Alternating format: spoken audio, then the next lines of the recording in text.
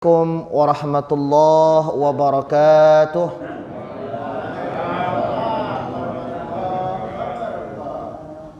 Alhamdulillahilladzi ja'ala Ramadan sahrus siyam lil muslimin wa unzila fihi al-Qur'an hudan lin-nasi wa bayyinatin minal huda wal furqan. Ashhadu an la ilaha illallah syahadatan nutiqat biha haqa'iqul aqwan bilisanil hikmatiz zahirah fi kulli dharratin min zarratil wujud wa ashhadu anna sayyidal khalqi Muhammada rahmatan minallah mufaddatan min ladunhu abduhu wa rasuluhu wa habibuhul mukhtar min khaliqihi. Allahumma salli ala sayyidina Muhammad wa ala ali sayyidina Muhammad kama sallaita ala Ibrahim wa ala ali sayyidina Ibrahim. Amma ba'du fa ya ibadallah usini wa iyyakum bittaqwallah wa ta'atihi faqad fadhal muttaqun. Ayahanda, ibunda, para alim ulama, para cerdik pandai, para kiai, para asatis, para ustadzat yang saya muliakan. Ayahanda, ibunda, kaum muslimin wal muslimat rahimakumullah. Mudah-mudahan Allah Subhanahu wa taala mencatat amalan yang kita lakukan hari ini. Dan mudah-mudahan Allah Subhanahu wa taala menjadikan kita ialah dan melihat kita sebagai hamba-Nya, sebagai umat Nabi sallallahu alaihi wasallam yang mencoba mengamalkan hadis Nabi sallallahu alaihi wasallam ketika kita melaksanakan salat, setelah itu melaksanakan jamaah dan tetap i'tikaf, talabul ilmi, mencoba memahami Quran, dan setelah itu kita akan melaksanakan salat suruk, maka yang sebagaimana Nabi mengatakan kana lahu ka ajril umrah, maka mudah-mudahan pahala umrah akan kita dapatkan. Apa pahala umrah? Pahala umrah ialah ghufira, ampunan Allah sebagaimana yang lalu. Berarti karena itulah yang diharapkan setiap hamba. Setiap insan mengharapkan ampunan Allah Subhanahu wa taala. Bahkan seorang yang maksum sekalipun, seorang yang sudah dijamin surganya oleh Allah Subhanahu wa taala, seperti Nabi Muhammad sallallahu alaihi wasallam, beliau selalu mendawamkan istighfar. Beliau selalu mengharapkan yang namanya ampunan Allah, karena tidak ada manusia yang sempurna, tidak ada manusia yang bersih dari segala kesalahan. Yang ada ialah manusia yang menyadari kesalahannya dan beristighfar. Setelah itu ajaran kita dengan satu metode yang dinamakan dengan taubah. Selalu saya sampaikan, taubat bukannya berarti kita itu mohon ampun. Proses mohon ampun dinamakan istighfar. Setelah istighfar baru taubah. Makanya ketika kita disebutkan tubu ilallah, bukan kita disuruh minta ampun, namun kita disuruh kembali kepada Allah, kembali kepada ajaran Allah yang sebenarnya. Istighfar yang kita lakukan, kita ikuti dengan janji bahwa kita tidak berupaya untuk tidak mengulanginya. Dan itulah yang Allah inginkan. Dan itulah konsep yang diajarkan oleh Islam. Kalau orang lain kan konsepnya dengan menebus, sehingga yang menjadi patokan ialah materi. Namun Islam tidak seperti itu. Pasti kemungkinan karena dalam diri manusia itu ada yang namanya hawa nafsu, maka pasti akan melakukan kesalahan. Karena terkadang banyak hal yang tidak bisa terkontrol dan nafsu terkadang menjadi panglima dalam kehidupan kita. Makanya Allah siapkan istighfar, Allah siapkan taubat, agar kita memahami dan mengerti bahwa harapannya kita kembali dalam keadaan taubat, dalam keadaan berada bersama Allah Subhanahu wa ta'ala. Baik, ayahanda, ibunda, kaum muslimin wal muslimat rahimakumullah, kita akan melanjutkan pengajian kita. Udah lumayan lama ya, kapan itu? Terakhir apa Pak? Jangan sampai harus ngulang lagi. Terakhir tentang kebahagiaan kalau nggak salah ya. Nah, berarti kita sekarang mencoba berbicara dan melihat bagaimana bahagia. Karena saya yakin nih yang hadir di sini wajahnya bahagia-bahagia lah semua. Walaupun THR belum turun ya Pak. Baik. Ayah-anda sekalian, dari kemarin hampir 4 atau 5 pertemuan seingat saya kita membahas tentang Imam Al-Ghazali. Beliau ini seorang ulama, kenapa disebut dengan Hujjatul Islam? Kan tema kita tentang tasawuf nih. Kenapa saya mengambil tentang Imam Al-Ghazali? Karena sebetulnya beliau banyak memberikan pandangan-pandangan dasar. Beliau ini seorang filosof, namun beliau pun juga seorang faqih. Beliau seorang filosof yang sangat handal, namun beliau pun juga seorang ahli fikih. Sehingga pemahaman-pemahamannya bisa difahami. Beliau dahulu ialah seorang mufti, dan beliau dahulu adalah seorang dosen besar. Di zaman Mamalik, beliau itu hadir di yang namanya Khalifah Nizamuddin Al-Muluk. Khalifah Nizamuddin Al-Muluk. Jadi selama beberapa tahun beliau hanya mengedepankan keilmuannya sebagai seorang intelektual. Beliau mengedepankan dirinya sebagai seorang filosof. Makanya beliau banyak menerjemahkan bagaimana Sokrates berpikir, bagaimana Plato berpikir. Baru setelah itu, ketika Nizamuddin Al-Muluk itu terbunuh.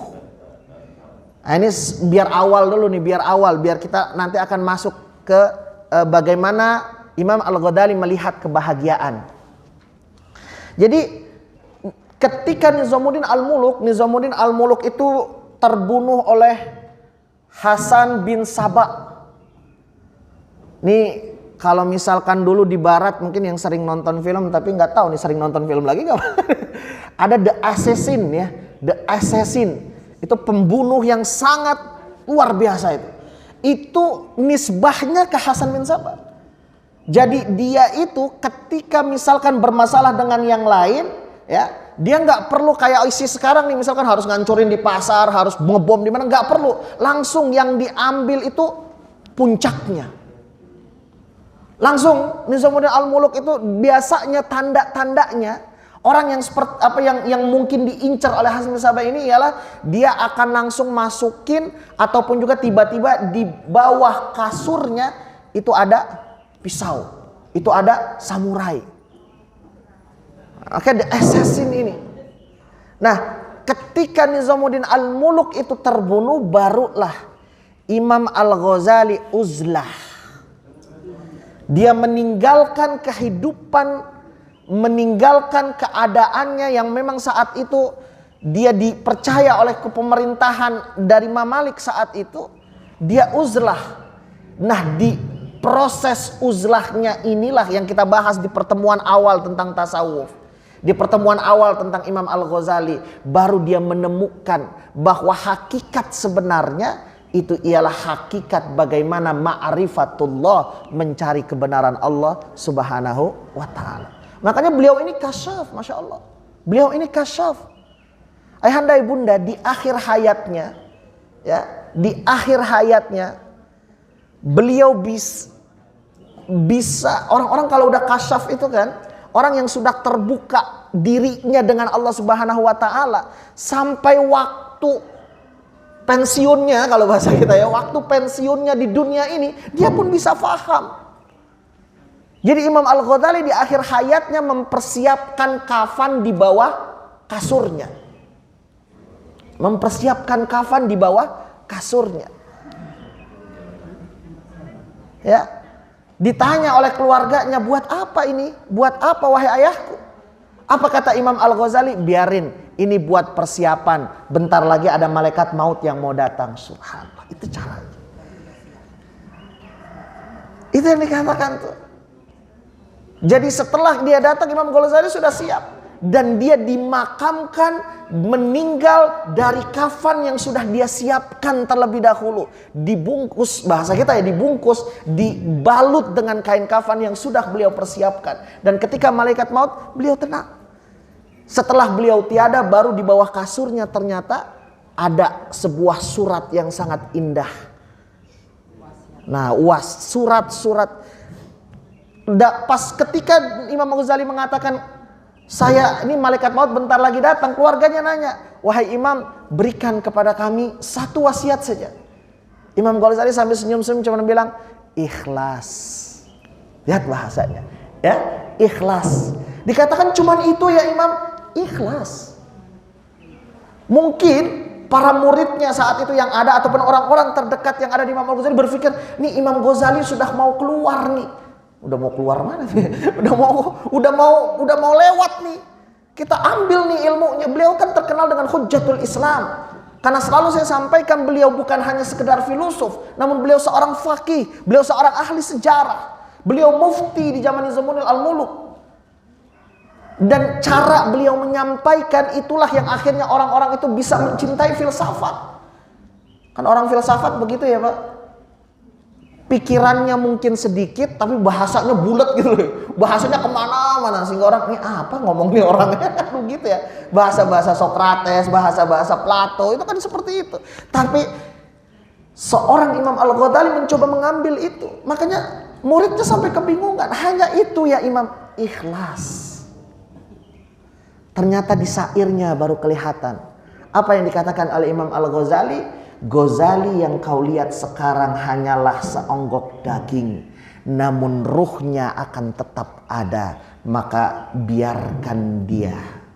Jadi pakaian yang dilihat itu hanyalah pakaian yang ada, pakaian yang sekarang ada. Beliau ingin menyampaikan, biarkan ilmu-ilmuku, buku-bukuku dan segala macam yang sudah aku persiapkan, kalian pahamin dan pelajarin, karena disitulah ruhku akan hidup.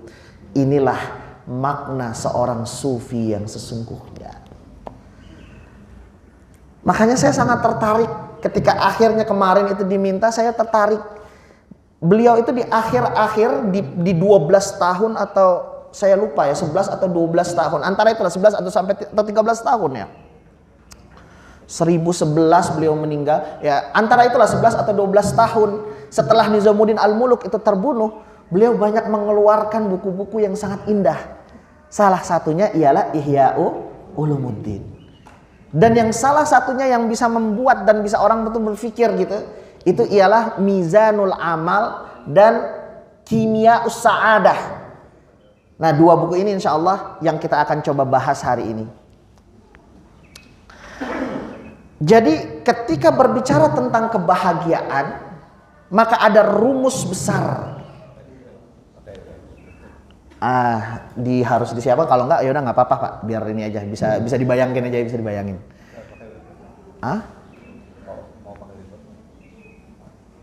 Cuman sedikit aja sih, kalau memang ada silakan, tapi kalau ini saya cuman mainkan. Gak apa-apa, kita lanjut aja dulu. Nah, jadi menurut Imam Al-Ghazali dalam ini saya ambil dari Mizanul Amal, kebahagiaan itu menuju ke satu kebahagiaan ada nikmat-nikmat yang harus ditempuh. Nikmat yang puncak paling utama itu yang dinamakan dengan nikmat ukhrawiyah. Dalam bahasanya di situ dikatakan ukhrawiyah. Apa itu ukhrawiyah? Kenikmatan yang ada di surganya Allah, kenikmatan yang ada di akhirat. Kan seringnya kita mendengar wal akhiratu khairu wa abqa. Itu bahasa yang mungkin cukup hanya menjelaskan tentang akhirat. Akhirat itu khair, lebih baik. Dan dia nggak bisa dibayangkan, yang ketika ada dibayangkan yang namanya kenikmatan akhirat itu kayak gimana, yang ada perdebatan Pak. Kan sering kita nanya nih, nanti itu kalau surga itu kan ada mengalir tuh di bawah. Berarti nanti surga berapa hektar itu luasnya? Ada pertanyaan gitu ya. Nanti kira-kira kalau kita ada di depan Permadani itu AC-nya berapa ya? Apa enggak keempukan Permadaninya tuh kayak gimana? Yang bapak-bapak nanya nih, kira-kira nanti perempuannya kayak gimana? Nih putihnya tuh kayak gimana? Yang putih kayak Mahrojan, adanya debat kusir. Ya kan? Maka kenikmatan ukhrawiyah itu yang digambarkan oleh Al-Quran hanyalah kenikmatan upaya Allah untuk mendekatkan surga kepada otak manusia. Namun jangan dibayangkan seperti itu. Yang dibayangkan ialah khairu, lebih baik. Kan selalu saya sampaikan tuh, Allah itu kalau bicara tentang surga pasti yang disebut dua hal tuh. Indahnya gunung dan keindahan pantai, itu pasti. Nah itu saya baru mau ngomong pakai baru datang udah langsung azwaju mutahharah aja tuh langsung. Azwaju mutahharah. Ya kan? Coba kita lihat sekarang manusia berupaya menghadirkan kebahagiaan kan dengan itu kan, menghadirkan surga di dunia. Datang ke kebun, ya kan? Setelah di kebun dibuat tenda yang bagus. Setelah itu buah-buahan banyak. Setelah itu apa? Ya itu ditemanin itu ya Pak. Itu kan kebahagiaan yang coba dihadirkan gitu loh. Bukannya takut, udah paham, lebih paham yang di depan dibanding kita ya. Ya, artinya nggak perlu dibayarkan. Dan tapi kehidupan ukhrawiyah, kenikmatan ukhrawiyah itu tidak bisa dinilai hanya dengan itu. Ketika kita mencoba menilainya, maka yang terjadi akan ada perdebatan. Makanya sering kan kita ditanya oleh anak kita, ayah nanti tuh di surga tuh kayak gimana? Nanti di surga aku bisa main nggak ya? Pusing gitu. Ya kan? Kita paling hanya bisa menjawab dengan jawaban-jawaban yang ada pada ukuran kita di dunia. Namun ketika di sana tidak bisa kita bayangkan. Makanya kenikmatan ukhrawiyah itu ialah kenikmatan yang tidak bisa diperdebatkan. Dan itu khair, lebih baik, dan abqa, lebih kekal. Itu prosesnya. Nah, namun permasalahannya ya, tadi imam kita kan juga membaca tuh idza waqa'atil waqi'ah. Ketika saat itu kejadian telah datang. Dijelaskan dalam surat itu kan, di dalam surat Al-Waqi'ah 3 golongan itu. 3 golongan orang-orang yang akan mendapatkan, apakah dia menjadi ashabul yamin atau as-sabiqunal awwalun, yang dimana dia itu sullatum minal awwalina wa qalilum minal akhirin, sebagian dari orang-orang yang terdahulu dan sedikit dari orang-orang yang terakhir. Nah, kan itu semua bisa ditempuh dengan apa? Dengan jazaa'an bima kanu ya'malun. Dalam ayat disebutkan sebagai balasan dari apa yang kita lakukan. Artinya apa? Kenikmatan ukhrawiyah, kebahagiaan ukhrawiyah tidak bisa ditebus, tidak bisa diambil, tidak bisa dinikmatin sebelum kita masuk kepada kenikmatan yang kedua. Apa itu kenikmatan yang kedua? Dalam bahasa yang disampaikan Imam Al-Ghazali, itulah nafsiyah atau ketenangan jiwa. Makanya kan bahasa dalam surat apa? Al-Fajr kalau nggak salah ya. Ya ayyatuhan nafsul mutmainnah. Nafsu itu harus mutmainnah. Nafsu itu harus tenang dulu. Ya kan? Baru irji'i ila rabbiki radiyatan mardiyah. Baru setelah itu kita akan menuju ridhonya Allah, keridhaan Allah. Fadkhuli fi ibadi. Baru setelah itu Allah mengatakan, yuk masuk menjadi hambaku. Setelah engkau menjadi hambaku, wadkhuli jannati. Jadi kita harus menciptakan jiwa ini sebagai jiwa yang mutmainnah dulu. Nah, apa patokan jiwa yang mutmainnah menurut Imam Al-Ghazali? Yang pertama menurut Imam Al-Ghazali, bahwa ketika jiwa kita ingin tenang, maka sempurnakan akalmu dengan ilmu. Sempurnakan akalmu dengan ilmu. Dan selalu kan saya sampaikan, ilmu ini ialah satu kunci menjadikan orang-orang beriman itu diangkat derajatnya oleh Allah Subhanahu wa taala. Maka sering kita dengarkan ya ayyuhalladzi yarfa'illahu alladzina amanu minkum. Ya, amanu minkum, di tengah orang-orang yang percaya, di tengah orang-orang yang yakin dengan Allah dan Rasulnya dan syariat-syariatnya, Allah baru angkat dengan apa? Utul ilma, utul ilma, cari ilmunya, diambil ilmunya. Nah kalau jiwa mau tenang, ya ada ilmunya. Ini zaman pandemi begini misalkan ya, ibu nih misalkan mau jalan-jalan nih, kira-kira kalau kita tahu ilmunya, kalau kita nggak tahu ilmunya nggak tenang apa nggak? Pasti nggak tenang. Kita nggak tahu nih peraturan yang ada di bandara, tiba-tiba datang, hati nggak tenang kan? Wah gimana nih? Nanti disuruh swab lagi, disuruh PCR lagi, dibalikin lagi. Gak tenang, kenapa? Kita nggak tahu ilmunya. Pas kita tahu ilmunya, oh persyaratan terbang ialah dengan booster, baru booster kemarin nih, mau nggak mau, ya kan? Berarti tenang gitu, ya kan? Baru tenang, kenapa? Ada ilmunya. Ibu kalau masak rendang bu, ini masak rendang nih, nggak tahu ilmunya, kira-kira nggak tenang nggak? Nggak tenang pas udah jadi. Enak apa enggak nih tenang, ya kan? Nah. Nanti bisa jadi rendang apa jadi karet nanti kan, misalkan begitu kan. Tapi karena kita tahu ilmunya bagaimana bikin empuk segala macam, jadi rame nanti ntar. Ya kan? Ya, berarti kalau kita mau nafsiyahnya kita tenang, kata Imam Al-Ghazali pertama, berikan ilmu pada akalmu. Ya. Yang kedua, jagalah dirimu dengan wara. Wara pakai ain ya. Ini sering diungkapin orang waro, berarti orang-orang waro itu terbelakang. Ya begitu, orang kadang kalau nggak paham bahasa Arab gitu, waro kan artinya terbelakang Ustaz. Ini waro pakai ain bukan pakai hamzah. Kalau yang terbelakang itu waro pakai hamzah, ini waro. Nah, apa maksudnya di situ? Hidup itu jangan ngawur.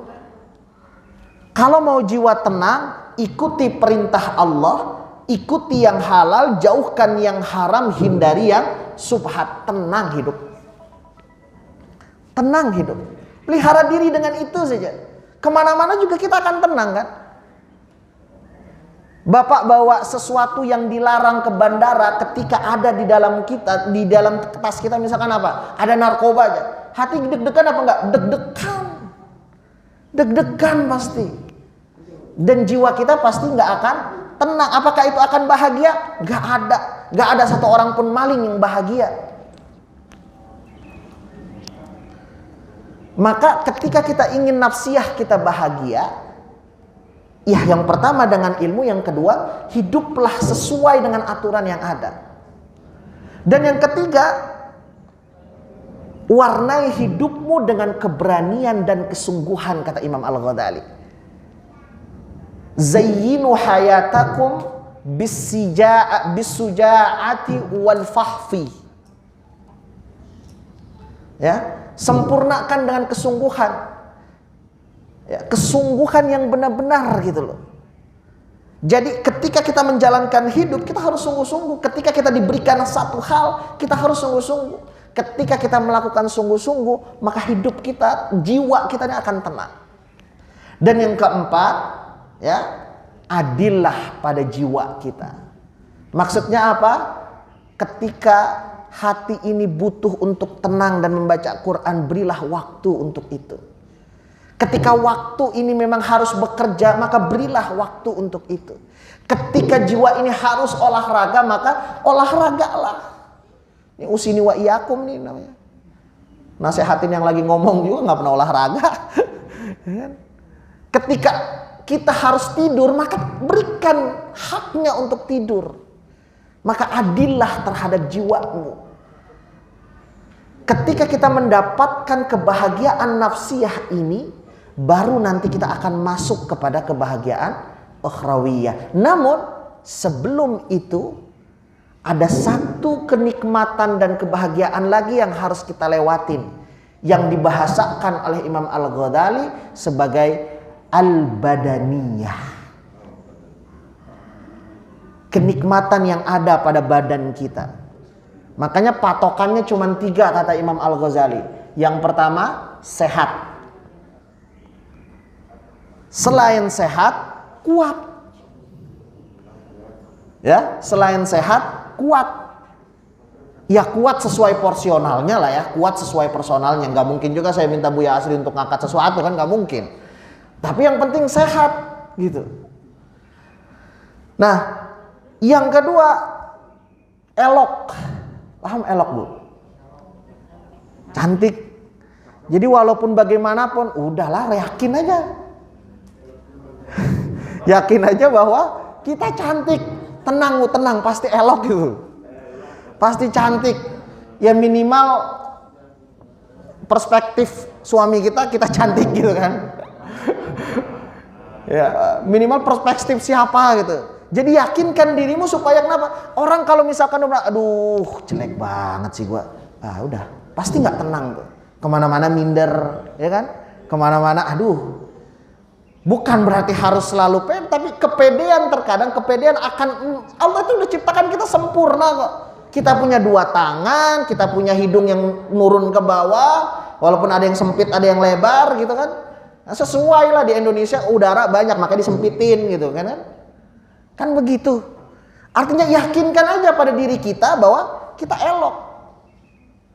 Dan yang terakhir, yakin bahwa kita panjang umur. Jangan baru sedikit, jangan nih mentang-mentang baru kena sakit sedikit, besok mati nih, besok mati nih. Pasti nggak akan tenang. Pasti nggak akan tenang. Karena itu nikmat keempat. Ya. Nah, makanya saya bilang ini turun menurun nih. Kenikmatan badan, ketenangan jiwa, ada faktor lain yang menentukan, yang bisa membuat itu semua sempurna.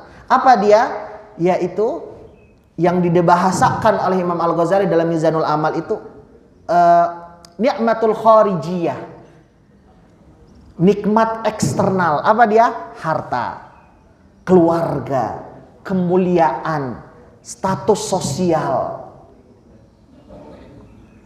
Itu bisa menentukan badan kita. Ya orang kalau misalkan mampu kan gampang ya, Bu. Mau supaya bagus pakai minyak wangi, ya kan? Itu pun juga artinya berikan itu sesuai dengan personalnya. Namun yang paling terpenting menurut Imam Al-Ghazali ini yang kelima nih. Semua itu tidak akan bisa terpenuhi yang tiga di atas tadi, ketenangan jiwa, kesehatan badan, kekuatan badan, dan eksternal baik itu harta, anak dan segala macamnya yang bisa membuat kita bahagia, itu semua tidak akan berhasil dengan apa yang dinamakan dengan Imam Al-Ghazali sebagai nikmat at-taufiqiyah. Apa itu nikmat taufiqiyah? Ridhonya Allah Subhanahu wa ta'ala. Ayahanda ibunda, orang korupsi, apakah dia senang? Bisa jadi dia senang. Banyak uang, bisa melakukan hal ini itu. Namun tanyakan hatinya tenang atau tidak ketika dia faham bahwa korupsi itu tidak diridhoi oleh Allah Subhanahu wa ta'ala. Hasilnya pasti tidak akan menang. Makanya semua hal yang tadi saya sampaikan di atas tidak akan bermakna apa-apa tanpa ada taufiqiyah.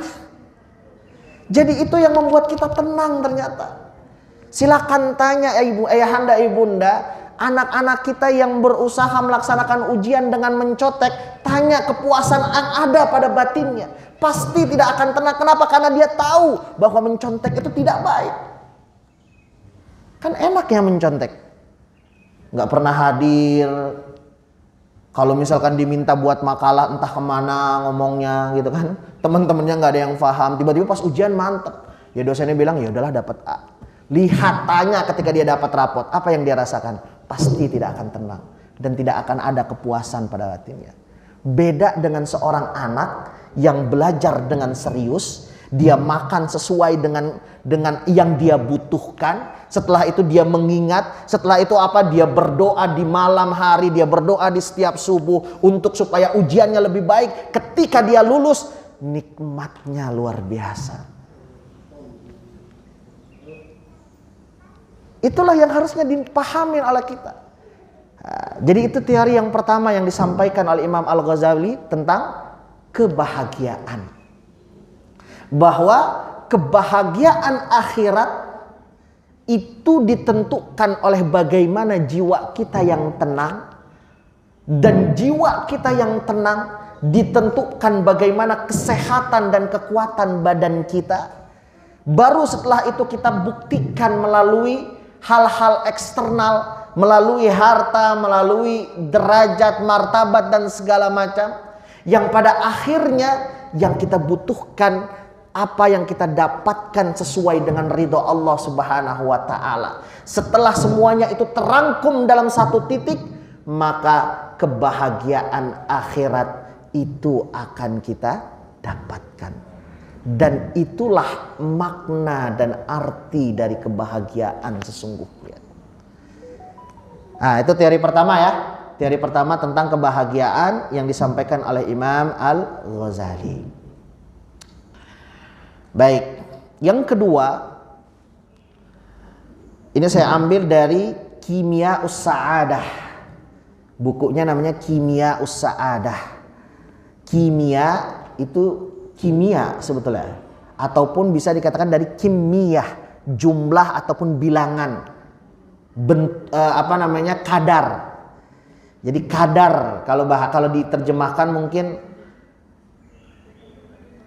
cara-cara ataupun juga kadar-kadar kebahagiaan. Imam Ghazali membuat buku yang semacam itu. Dengan bahasa yang sering sekali kita dengar gitu ya. Apa yang untuk mencapai kebahagiaan itu? Kata Imam Al-Ghazali, man arafa nafsahu arafa rabbahu. Siapapun yang tahu dirinya, maka dia akan mengenal Rabbnya. Kan bahasa yang Allah sampaikan jelas. Wa nufikha fihi min ruhi. Sebelum kita dilahirkan, ketika 3 bulan kita berada di perut ibunda kita, maka Allah nufikha fihi min ruhi. Allah tiupkan ruhnya. Maka ketika kita ingin mencari hakikat Allah, maka carilah hakikat dirimu. Orang yang mengenal dirinya, maka dia akan mendapatkan kebahagiaan yang sebenarnya. Sekali lagi saya sampaikan, orang yang mengenal dirinya berarti dia akan mendapatkan kebahagiaan yang sesungguhnya. Terkadang kita ini nggak sadar bahwa jiwa kita sempurna. Karena mungkin jiwa kita terpenuhi dengan kotoran-kotoran nafsu, keinginan-keinginan, hasrat itu yang memang ada pada diri kita. Dimensi itu hadir pada jiwa kita. Tidak bisa kita pungkiri, itu hadir pada diri kita. Nah, terkadang ketika kita tidak bisa mengelap itu, kalau dalam bahasa Imam Al-Ghazali itu memberikan satu teori itu seperti teoritas cermin. Cermin. Ya kan? Cermin itu kalau misalkan cerminnya benar-benar gak dibersihin, maka kita gak akan bisa ngaca dengan sempurna. Kan begitu? Berarti diri kita tidak akan bisa sangat terlihat ketika kotoran-kotoran keinginan nafsu itu memenuhi diri kita.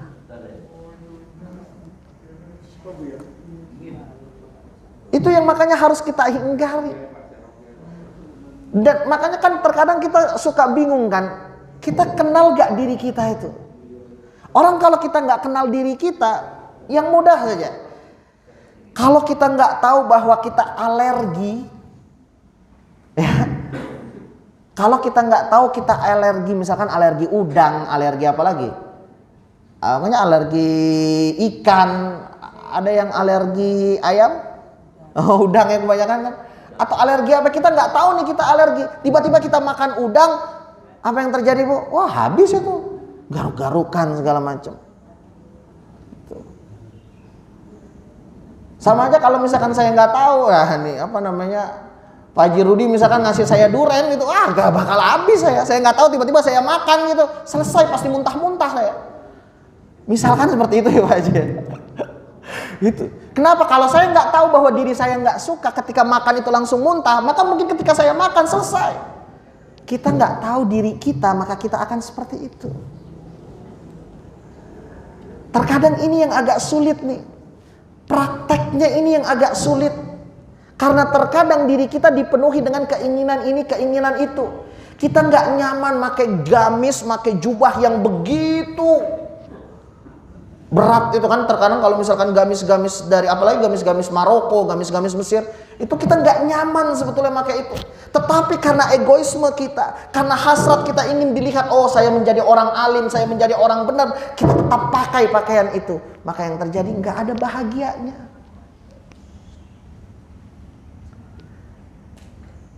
Terkadang kita seperti itu. Makanya kata Imam Al-Ghazali, ketika engkau ingin menemukan sebuah kebahagiaan, pertama kali kenalkan dirimu. Kenali dirimu. Siapa kita sebetulnya? Apa yang kita inginkan? Apa tujuan hidup kita? Makanya sesuai dengan apa yang disampaikan oleh Nabi SAW itu tadi, man arafa nafsahu arafa rabbah. Setelah kita bisa benar-benar membersihkan kotoran-kotoran itu, baru kita akan menemukan hakikat Allah Subhanahu wa ta'ala pada diri kita. Bukankah nama-nama Allah yang Allah sampaikan melalui Asmaul Husna itu merupakan bagian dari kehidupan dan cara kita? Makanya para orang-orang sufi bilang tahallaku bikhalqillah. Berakhlaklah kalian sebagaimana akhlaknya Allah Subhanahu wa taala. Ketika Allah pengasih, maka kita pun juga bisa pengasih. Namun cuma levelnya beda gitu loh. Levelnya beda, tapi kita bisa menjadi pengasih. Ketika kita ingin menjadi orang yang tegas, maka jadilah orang yang tegas, karena Allah pun juga begitu. Bukankah Allah innallaha syadidul iqab? Terhadap sesuatu yang salah maka kita harus tegas. Allah pun juga seperti itu. Artinya apa? Setelah kita bisa melihat diri kita, maka kita akan bisa melihat Allah. Bahkan Allah mengatakan wa nufikha fihi min ruhi. Makanya wajar ketika saat itu dikatakan fa'akim wajhaka lid-dini hanifa. Ketika Allah mengatakan, maka tegakkanlah dirimu kepada sebuah agama yang sangat lurus. Setelah itu kan Allah mengatakan, alastu birabbikum, apakah aku Tuhanmu? Semua kita mengatakan bala, benar ya Allah. Karena kita yakin dan percaya bahwa dalam diri kita ada Allah. Dalam diri kita ada Allah. Dan disitulah kita bisa menemukan hakikat yang sebenarnya. Dan fahamin Allah bukan seperti makhluk. Sekali lagi saya sampaikan, fahamin Allah bukan seperti makhluk. Masuk YouTube nih, ntar rame lagi takutnya. Wah ini kan, karena kalau saya bilang nanti di dalam diri kita ada Allah, wah nih wahdatul wujud nih, wah saya Siti Jenar nih, gitu nanti nih Ustaz. Enggak, jangan fahamin Allah seperti makhluk. Biarkan dia hidup dalam hati kita, bukan berarti dia menyatu pada diri kita, bukan. Tetapi apa? Membiarkan diri kita berada dalam pengawasannya. Dan itu caranya dengan mengenal diri kita, memahami diri kita. Makanya kunci dari pembersihan ini menurut Imam Al-Ghazali adalah menyingkirkan hasrat-hasrat egois dan mengisinya dengan kebenaran dalam semua aspek kehidupan. Begitu kata Imam Al-Ghazali. Itu yang paling susah. Sering ya saya ungkapkan di beberapa taklim, terkadang manusia itu diberatkan dengan keinginan, bukan kebutuhan. Terkadang manusia disibukkan dengan itu. Maka hasrat dan keinginan demi keinginan yang ada, itulah yang terkadang membuat kita tidak bisa mengenal diri kita. Ini ada PR nih ayah dan bunda nih. Silakan nanti merenung, pahamin dan jawab ini. Jawabnya nggak usah dari status karena bingung nanti. Ini dalam Mizanul Amal ya, masalah dalam Kimia Sa'adah saya ambil nih. Tanyakan pada diri kita, siapa aku dan dari mana aku datang, kemana aku akan pergi, apa tujuan kedatangan dan persinggahanku di dunia ini, dan di manakah kebahagiaan sejati dapat ditemukan. Bahasa Imam Al-Ghazali ini indah. Iya. Benar Pak Haji. Ya, tanyakan itu. Jadi nanti nggak perlu dijawab, nggak perlu dijawab. Biarkan jawaban itu ada pada hati kita dan fahamin dari mana kita datang. Bukankah kita datang dari satu ciptaan dan itu ialah ciptaan Allah Subhanahu wa taala. Sudahkah kita nanti, karena ya ini karenanya yang harus kita fahamin, dalam jiwa manusia itu ada 3 sifat. Dalam jiwa manusia itu ada 3 sifat. Dan ini yang harus kita kontrol. Dan ini yang harus kita fahamin. Mana aksidental, mana yang esensial. Mana yang itu sebagai pelengkap dan mana yang harusnya kita pertahankan sampai kapanpun. Dan 3 hal ini tidak bisa dihilangkan dengan manusia. Apa dia? Sifat hewani, sifat syaitan, dan yang ketiga sifat malaikat. Tanyakan itu. Jawaban yang di atas tadi akan menilai kita ini dominan ke sifat apa. Ustaz, sifat setan berarti ada sifat setan loh. Setan itu jangan dipikir. Terkadang setan dengan caranya dia itu dibutuhkan. Bukankah pelobian-pelobian, ngelobi orang. Kan itu yang dilakukan setan kan. Orang punya akal dilobi supaya ngikut ke dia. Cerdas berarti kan. Inovasi. Ya terkadang itu dibutuhkan. Tapi dengan cara yang baik. Itu kan. Kenapa kita nggak mengambil cara yang dilakukan setan untuk menjadi seorang nabi? Sebagaimana orang kita bisa menganggap orang-orang yang berakal untuk bisa menuju Allah Subhanahu wa taala yang sama. Di kita itu ada yang namanya sifat setan. Sayangnya mungkin kita keikutan yang kita ajak juga kebu. Maka tanyakan itu kepada diri kita.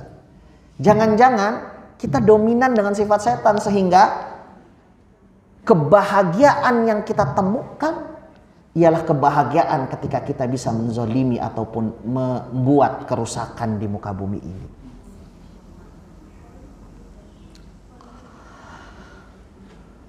Karena kalau kita nggak bisa melihat dengan siapa yang dominan pada diri kita dengan 3 hal itu, maka kita nggak akan mendapatkan makna kebahagiaan yang sejati. Nah, bagaimana caranya sebetulnya? Jadi Imam Al-Ghazali mengibaratkan jiwa kita ini laksana seperti sebuah kota. Jiwa kita ini laksana seperti sebuah kota. Hati adalah rajanya. Selanjutnya catat ya. Hati adalah rajanya. Syahwat adalah wali kotanya, akal adalah panglimanya, dan kekuatan marah adalah polisinya. Jadi status ntar nih. Jadi jiwa atau nafsu manusia itu bagaikan sebuah kota. Hati adalah rajanya, hati ini raja kita. Syahwat adalah wali kotanya. Akal adalah panglimanya dan kekuatan marah adalah para polisinya. Saya nggak bilang ya. Ini disampaikan oleh Imam Al-Ghazali seperti itu. Jadi hati sebagai raja menasehati. Jadi fungsi yang paling utama itu ialah hati. Maka perbaiki hatimu karena dia raja. Dia bertugas menasehati sehingga kerajaan kotaannya itu akan menjadi tenang. Sehingga kita akan faham mana yang kita inginkan. Dan kita akan menemukan kebahagiaan yang sesungguhnya. Jadi jangan sampai nanti kota jiwa yang ada pada diri kita itu yang akan mengambil sebagai penasehat itu ialah syahwat. Hancur kan? Setelah syahwat yang akan kita ambil menjadikan penasehat, maka nanti akal pun juga sebagai seorang yang melakukan eksekusi, dalam segala hal kehidupan kita, itu akan mendapatkan input dari syahwat. Bahkan jangan biarkan polisi amarah tadi yang ada pada kota kita menjadi rajanya. Hancur nanti. Akal pasti akan menerjemahkan kemarahan demi kemarahan sehingga kita akan melakukan kezaliman terhadap orang lain dan itu tidak akan membuat kita tenang. Maka perbaiki dulu hatimu. Ini yang agak beda kalau kita melihat bagaimana Imam Al-Ghazali mungkin hasil dari uzlahnya beliau itu. Karena kalau filosof itu pasti mengedepankan akalnya. Jadi akal yang jadi panglimanya. Karena kan ya semua pasti dari akal, kan kita berpikir nih. Ya kan? Kita, ini saya mau ngomong kayak gini ya dari akal nih pasti. Akal nyuruh ke mulut untuk ngomong gitu kan. Tetapi ketika ini yang akan menjadi sebuah palak kita, ketika ini yang kita kedepankan, maka yang terjadi ialah mungkin omongan yang akan saya lakukan, yang saya sampaikan itu sesuai dengan apa yang disampaikan oleh syahwat misalkan. Sehingga mungkin saya katakan, ayo ikutilah saya. Kan kayak begitu tuh. Kejadian-kejadian Syiah Rafidhah ataupun juga yang lainnya. Yang dia sampaikan akal. Walaupun terkadang ada yang gak masuk akal gitu. Kayak kerajaan-kerajaan yang baru tuh. Lot Langga dan yang lainnya itu kan. Tapi akal bisa melakukan itu. Maka jangan biarkan akal dinasehati oleh syahwat. Jangan biarkan akal dinasehati oleh amarah. Lihat orang-orang yang bertakwa salah satu ciri khasnya apa? Kaziminal ghaiz. Menahan amarahnya. Maka ketika amarah mulai mau menasehati akal, apa kata Nabi? Ambil wudhu dan sholat. Biarkan setelah sholat kamu berzikir kepada Allah sehingga itu akan membuat hatimu tenang dan dengan ketenangan itu hati yang akan kembali menyampaikan kepada akal jangan dibalas, jangan dibalas, jangan dibalas. Itu cara. Itulah yang dinamakan dengan sabar. Karena jiwa ini seperti itu gitu. Akan nyambung.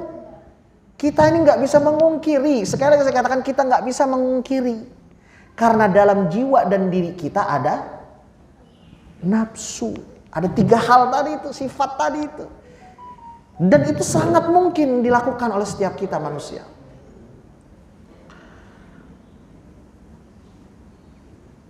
Udah jam berapa nih?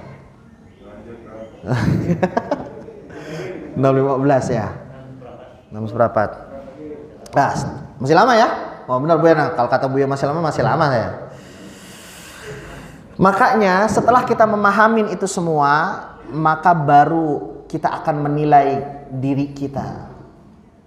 Jadi setelah dijawab yang di atas, setelah kita tahu ada 3 hal yang ada pada diri kita, maka nilai standar bahagia kita itu yang mana. Ini kalau nggak salah pernah saya singgung sedikit dari pertemuan-pertemuan sebelumnya.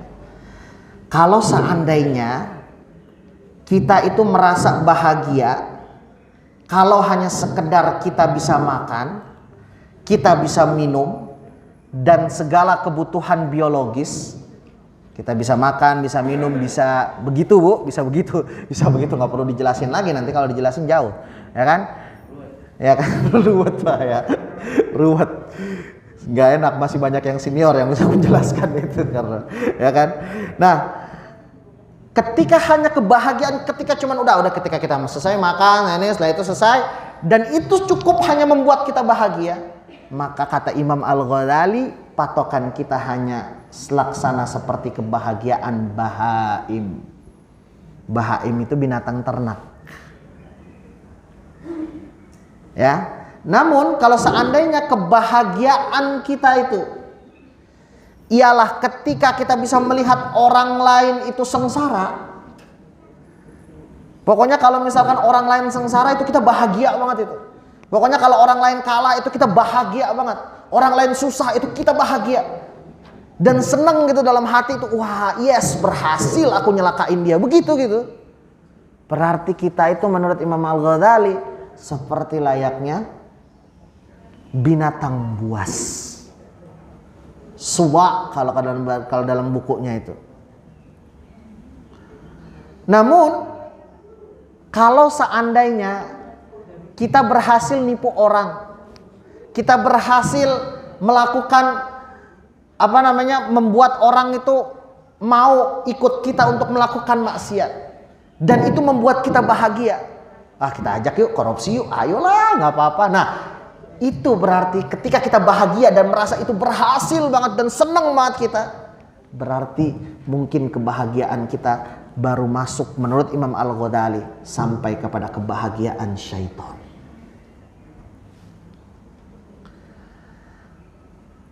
Namun kalau seandainya kebahagiaan yang kita temukan itu ialah hanya kebahagiaan ketika kita hanya beribadah kepada Allah. Pokoknya udahlah, nggak usah urusin dunia, yang penting saya di masjid, ya kan? Corona ya udah biarin aja lah, bodoh sama corona dah, yang penting saya di masjid, mati juga mati, tinggal begitu misalkan. Berarti mungkin kebahagiaan kita nyampe kepada kebahagiaan level malaikat. Nah, 4 hal ini gimana dong Ustadz? Berarti apakah kita harus sampai kepada kebahagiaan yang namanya kebahagiaan malaikat saja? Kalau menurut saya bagus yang seperti itu, namun dia tidak manusiawi. Karena manusia ia butuh makan, manusia butuh minum, manusia butuh sesuatu, butuh hasrat, butuh keinginan. Dan itu bisa dilakukan ketika kita semua memahami bahwa tugas kita di dunia ini memang membutuhkan hasrat kita, membutuhkan ingin kita, membutuhkan nafsu kita. Maka jangan biarkan 4-4-nya ini menjadi dasar sebetulnya. Coba kita lihat bagaimana kebahagiaan sejati yang sebenarnya. Makanya menurut Imam Al-Ghazali, ketika kita ingin bisa melaksanakan kebahagiaan itu, Imam Ghazali cuma memberikan 2 hal. 2 hal yang harus kita waspadai dan 1 hal yang harus kita penuhi. Apa dia? Yaitu kita harus waspadai kekuatan amarah dan kekuatan syahwat. Dan bagaimana kita bisa mengontrol syahwat dan amarah itu? Menurut Imam Ghazali, kuncinya dengan ilmu.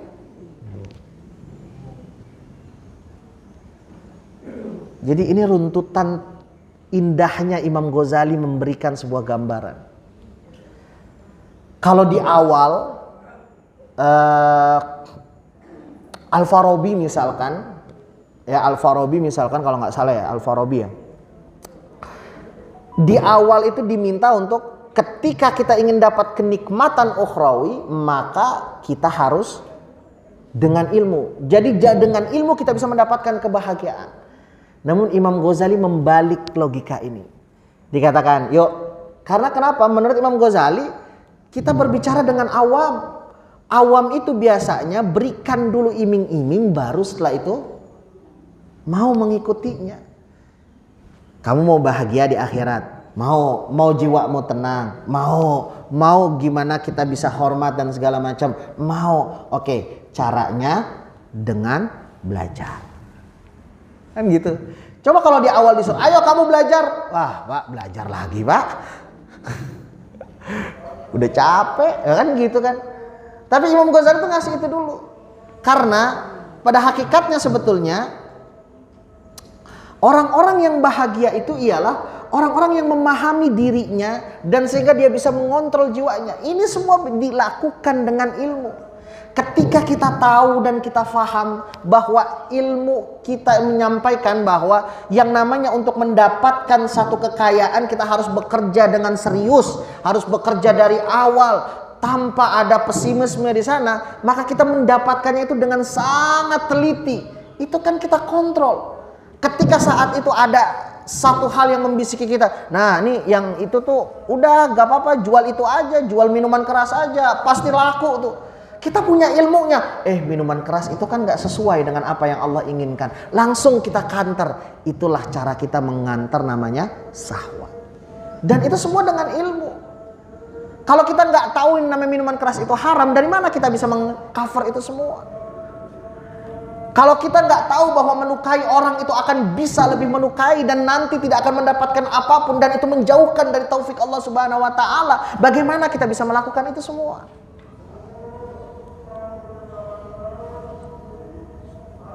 Maka kunci melakukan keduanya, ya, menaklukkan keduanya, amarah dan syahwat, yaitu dengan ilmu. Yang pada puncaknya nanti, menurut Imam Al-Ghazali, setelah kita bisa mengontrol itu semua, ialah ma'rifatullah, memahami dan mengenal Allah Subhanahu wa ta'ala. Ketika kita sudah kenal Allah, maka itulah kebahagiaan sejati yang kita bisa dapatkan. Cukup, saya rasa sampai di sini dulu. Insya Allah, mudah-mudahan jika ada izin, jika ada umur, insya Allah kita akan berjumpa dan kita akan coba membahas kebahagiaan dalam mencintai Allah Subhanahu wa ta'ala di pertemuan berikutnya. Akhir kata, saya akhirnya teringat dengan sebuah kalimat di dalam buku tasawuf modern kayak Buya Hamka.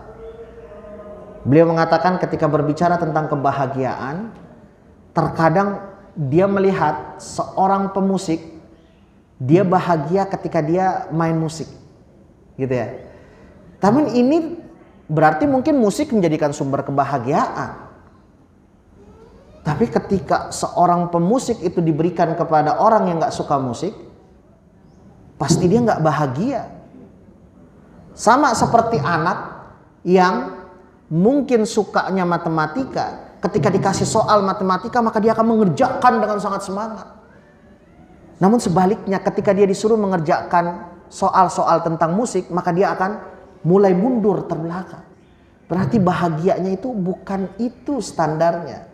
Karena kalau seorang pemusik bisa menentukan musiknya, seorang penyanyi bisa menentukannya bahwa bahagianya ketika dia nyanyi, ketika seorang pemain bola akan menentukan bahagianya ketika main bola, itu tidak ditemukan oleh orang lain. Berarti bukan itu standar kebahagiaan yang sebetulnya.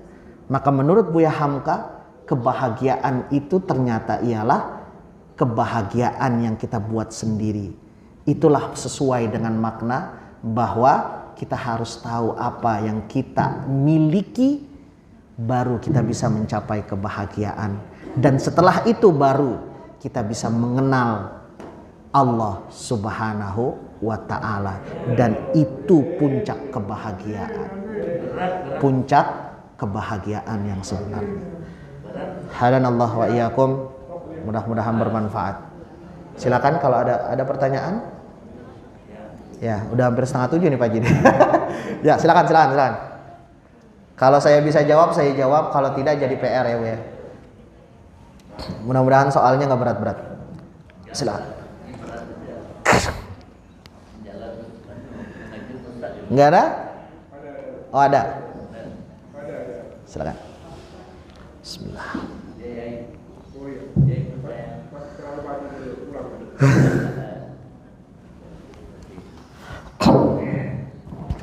Bismillahirrahmanirrahim. Assalamualaikum warahmatullahi wabarakatuh. Waalaikumsalam. Jadi teman-teman saya juga dulu kan membaca yang itu sampai perlu mendalam. Akhirnya dia kesimpulan. Dia apa Pak? Berkesimpulan tidak perlu dunia. Jadi saya mengambil loh, karena keenakan dengan bercengkrama dengan Allah, tidak perlu dunia ada. Jadi kalau demikian Islamnya akan mundur. Bagaimana itu? Ya. Iya, dulu teman-teman kita itu bisa sekali mobil. Saya bilang, takut juga waktu mereka itu mengambil kesimpulan dunia ini sebenarnya nggak perlu lagi. Dia cuma hidup di surga yang enak. Dia selalu bercerita dengan Allah. Jadi saya berkesimpulan juga kalau demikian mundur Islam. Tolong penjelasan kepada Ustaz. Assalamualaikum warahmatullahi wabarakatuh. Langsung aja ya, sedikit saja. Yang pertama mungkin baca Ihya Ulumuddin cuman di kitabnya, kitab-kitab mungkin kitab apa sih namanya, Asyidqun Nafs, atau mungkin kitab-kitab yang terkait dengan hanya keakhiratan. Di Ihya Ulumuddin ada Kitabul Ilm, Bu ya. Dan di situ dijelaskan bagaimana metode liga analitikal terkait dengan keilmuan, dan itu dunia sekali. Gitu. Makanya dalam konteks ini, misalkan dalam konteks yang kita sampaikan tadi, kan tadi saya sampaikan bahwa dalam jiwa manusia itu ada 3. Makanya kenapa saya bilang kenapa kita kok jangan bisa kita seperti layaknya seperti kita bahagia nih kalau hanya sekedar berada di masjid, setelah itu kita sholat gitu, puasa aja seharian, nggak makan-makan, nggak minum-minum. Ketika kebahagiaan hanya itu, bagus memang kita malaikat, tapi kita tidak manusiawi. Ketika kita tidak manusiawi, berarti kita tidak menjalankan apa yang Allah minta sebagai ja'ilun fil ardi khalifah. Allah minta kita jadi khalifah. Makanya urutan-urutan tadi itu harus kita penuhin. Tadi saya sampaikan ada kebahagiaan eksternal ya. Kebahagiaan eksternal itu kan kebahagiaan dunia. Kebahagiaan kita punya harta. Dengan harta kita perbaikin jiwa kita biar kita tenang. Kita bisa membantu orang lain. Itu caranya. Artinya apa? Semuanya saling berkaitan. Makanya kan selalu dikatakan wabtaghi fima atakallahu darul akhirah. Carilah apa yang ada di akhirat, wala tansa nasibaka minad dunya. Namun jangan kau lupakan kehidupanmu yang ada di dunia. Artinya apa? Dan selalu saya sampaikan, konteks kita bisa membuat hidup kita bahagia itu kan dunia. Bahagia di akhirat maksud saya, itu kan kehidupan dunia. Dan kehidupan dunia itu begitu besar. Maka saya bilang nafsu itu bukan untuk dihilangkan. Ketika Nabi SAW mengatakan dalam salah satu hadisnya, Inna syaitana yajri majrad dam. Ini pernah saya sampaikan kalau nggak salah di kesempatan tarawih. Bahwa yang namanya syaitan itu mengalir di setiap darah manusia gitu ya. Majrad dam. Lihat yang Rasul sampaikan doyiku atau doyi'u. Doyiku itu artinya sempitkan, bukan doyi'u hilangkan, bukan. Fadoyiku sempitkan aliran syaitan itu bilju dengan lapar. Artinya apa? Jangan biarkan setan yang mendominasi.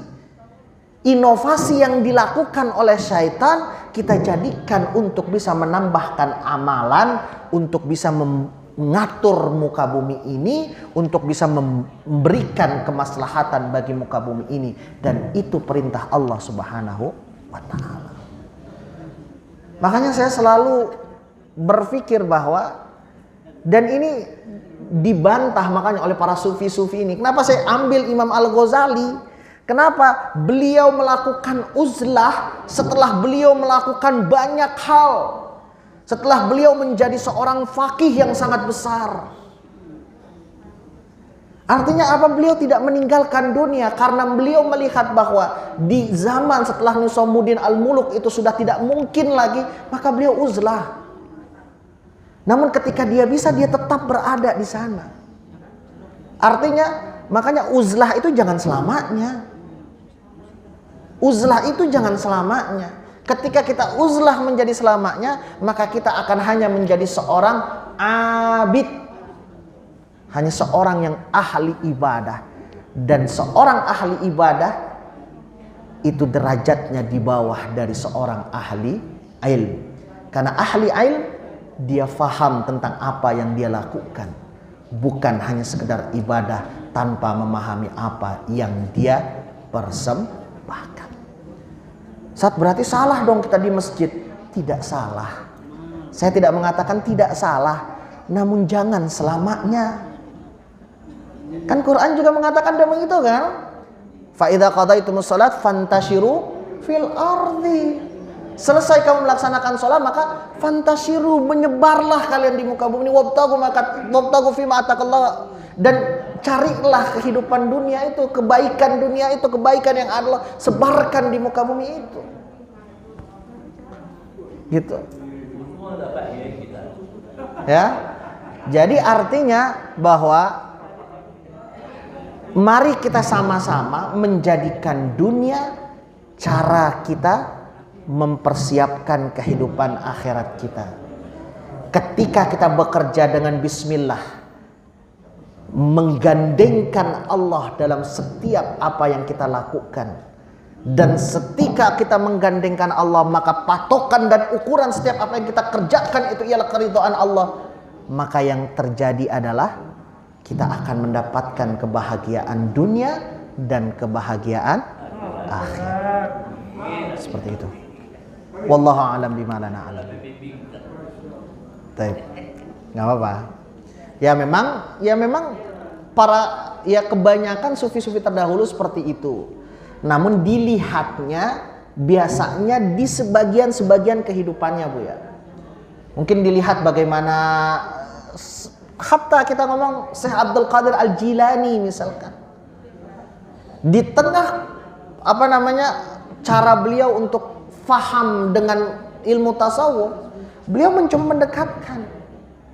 Itulah sebelum-sebelumnya Ibnu Arabi misalkan, atau mungkin Imam Al-Busairi misalkan, salah seorang thariqah salah seorang mursyid di As-Saziliyah. Kan jalannya panjang gitu loh. Gak kucuk-kucuk tiba-tiba langsung lihat, oh berarti udahlah saya ngikutin aja lah, datang ke gunung gitu setelah itu. Gak hanya itu. Saya mengatakan gak hanya itu, bukan itu yang salah. Paham ya? Jadi saya gak mengatakan itu salah, tidak. Tapi gak hanya itu. Ada aspek lain yang bisa dipenuhi. Makanya Imam Al-Ghazali melihat dengan sangat kompleks. Semuanya dapat. Kata beliau, makanya dirimu tuh ada 3 hal, ya kan? Ada hewan yang bergerak, kita butuh bergerak gitu kan. Yang namanya hewan butuh bergerak kan dia. Butuh insting, butuh inisiasi. Gitu kan. Di situ juga terkadang ada jiwa kesetanan gitu kan. Yang mungkin bisa dengan kecerdasannya. Namun di situ ada jiwa malaikat. Yang itu mengontrol sebelum kalian melakukan. Makanya makna bismillah itu ialah ibadah. Apapun yang kita lakukan itu bernilai ibadah ketika kita menggantungkannya kepada Allah Subhanahu wa ta'ala. Naik mobil kita ibadah. Jadi ibadah kita bukan hanya sholat. Ibadah kita bukan hanya puasa. Ke kamar mandi nanti kita bisa bernilai ibadah? Bisa. Ketika kita mencoba mengikuti sunnah Nabi dengan kaki kiri. Setelah itu Allahumma janibni bukan ya. Oh jadi janib. Doa hawa aja. Ya Allah lagi puasa, gitu kan? Kan itu nilai ibadah gitu loh. Itu makanya Islam itu indah. Ya, Islam itu indah. Setiap apapun yang kita lakukan itu nilai ibadah, asal kita mau tahu. Apa tadi dasarnya? Allahu a'lam bima la na'lam. Fadhal.